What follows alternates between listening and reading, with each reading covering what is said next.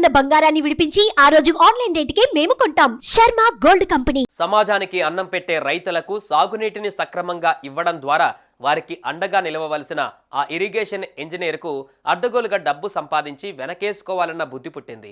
అటు ఇటుగా ఓ 200 కోట్ల రూపాయలు సంపాదించేశాడు. పాపం పండింది. ఏసీబీ చేతిలో చిక్కి ఇప్పుడు 10 మందితో చీ కొట్టించుకుంటున్నాడు. ఇంతకీ ఎవరా మనిషి రూపంలో ఉన్న అవినీతి రాక్షసుడు?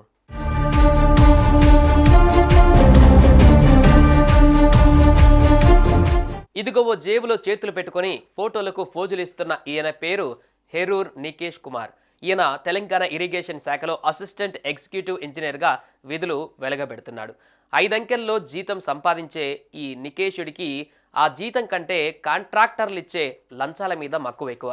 ఆయన చేతిలో కాసులు పడితే చాలు ఎలాంటి బిల్లుకైనా డబ్బులు వచ్చేస్తాయి.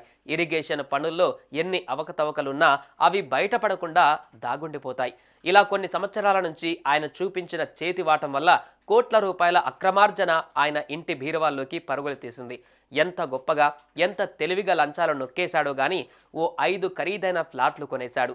6.5 ఎకరాల వ్యవసాయ భూమిని కొని దానికి ఓనర్ అయ్యాడు. హైదరాబాద్ చుట్టుపక్కల ప్రాంతాలలో అటు ఇటుగా ఓ 6 స్థలాలు కొని పెట్టుకున్నాడు. ఓ పెద్ద కమర్షియల్ కాంప్లెక్స్నే కట్టేసి దాన్ని అద్దెకి చేసుకున్నాడు అంటూ చెప్పుకోవచ్చారు ఏసీబీ అధికారులు.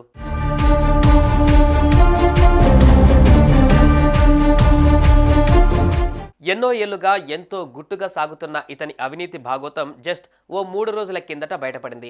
ఏసీబీ అధికారులు ముందుకు కదిలారు. ఇతని ఇంటితో పాటు అతని బంధువులకు చెందిన ఓ 20 ఇళ్లలో తనిఖీలు చేశారు. మొత్తం మీద ఈయన గారు కూడబెట్టిన ఆస్తుల విలువ బహిరంగ మార్కెట్లో 200 కోట్ల రూపాయలుంటాయని లెక్కగట్టారు. మనోడిని అరెస్టు చేసి లోపలేశారు. ప్రస్తుతం ఈ నికేష్ కుమార్ జైల్లో చిప్పకూడు తింటూ కాలం వెల్లదీస్తున్నాడు.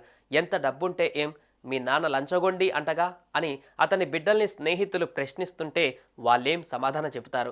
లంచం తీసుకున్నందుకు మీ ఆయన్ని లోపలేశారంటగా అని ఇరుగు పొరుగు వాళ్ళు బంధువులు ప్రశ్నిస్తుంటే ఆ ఇల్లాలు తల ఎత్తుకొని తిరిగే అవకాశం ఉంటుందా? No chance.